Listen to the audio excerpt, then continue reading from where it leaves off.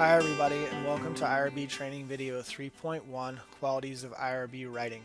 The seventh in our series of videos designed to introduce students, faculty, and staff to the IRB processes on Georgia Southern University's campuses. The purpose of this video is to help you to understand the qualities of IRB narrative writing, as well as to introduce you to the IRB application.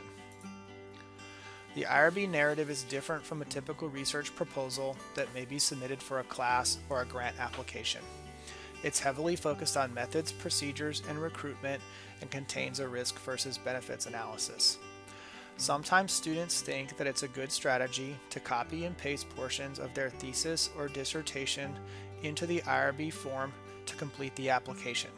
However, oftentimes this type of writing does not contain the proper focus on methods, procedures, and recruitment, or contain the risk versus benefits analysis that's required to successfully undergo a review. Further, the IRB application requires a series of forms that need to be completed and attached along with it. Let's take a look at the application in these forms.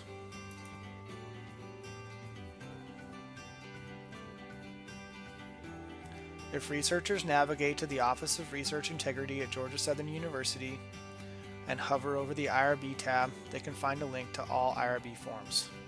These forms are also located on the right side of the page. Let's imagine that a researcher would like to submit to the Expedited Review category. If the researcher clicks on Expedited Review and clicks on Forms, they can find a link to all of the required forms required to undergo review.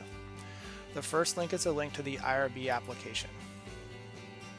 The IRB application contains a cover page where the principal investigator provides information about themselves as well as ND funding sources. After that is the application itself.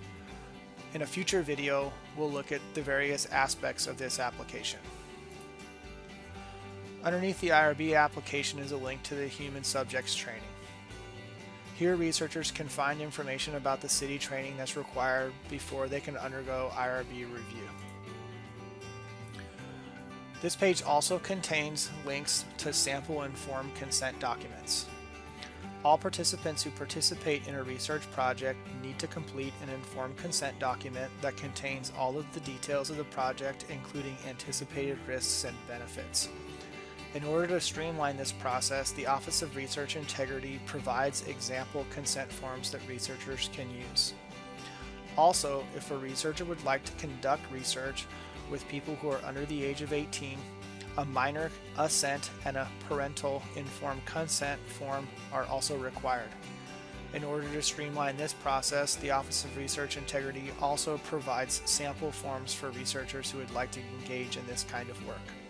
For example, if a researcher would like to conduct research in a classroom where students are under the age of 18, in order to provide informed consent, the students must complete a minor assent form, and their parents must complete a parent informed consent document.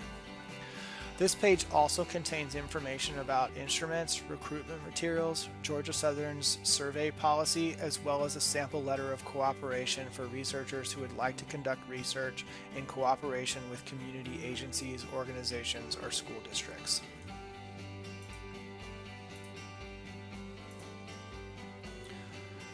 The qualities of IRB narrative writing are slightly different from that of a typical research proposal for several reasons. First, the IRB narrative should provide a clear but brief explanation about how a particular study builds on and contributes to existing literature. However, this is slightly different from a typical literature review because the work should be focused on studies that have utilized a similar methodology as your study. The focus should be on how the methodology has been utilized and if any harm has come from utilizing that methodology in the past. After this, researchers should provide a clear explanation about the possible risks associated with the study, as well as some analysis or explanation about how these risks are reasonable in relationship to the anticipated benefits. Researchers should focus on the types of risks that have been outlined on the Office of Research Integrity website related to physical, psychological, social, and economic harm. Researchers should also be extremely detailed about who they're going to recruit, why, how long it will take, and the number of people who will participate, as well as provide clear start and end dates for a research project. In order to be successful, researchers should get started early on the IRB process and seek guidance from people who have experience. Oftentimes, it can be helpful to talk with people who have been through the process, as well as to seek out example forms within the given context of a research project. It's also very important that researchers can articulate an accessible description of the purpose of the study. It's important that researchers can provide descriptions that are free of technical jargon that can be understood by anyone. Also, it's important to include all consent forms and documentation required for the study the first time through. Projects can be slowed down if the application forms are not complete. Also, it's important to carefully proofread all materials that are submitted. It's also important to note that consent forms are public-facing and should be free of grammatical errors.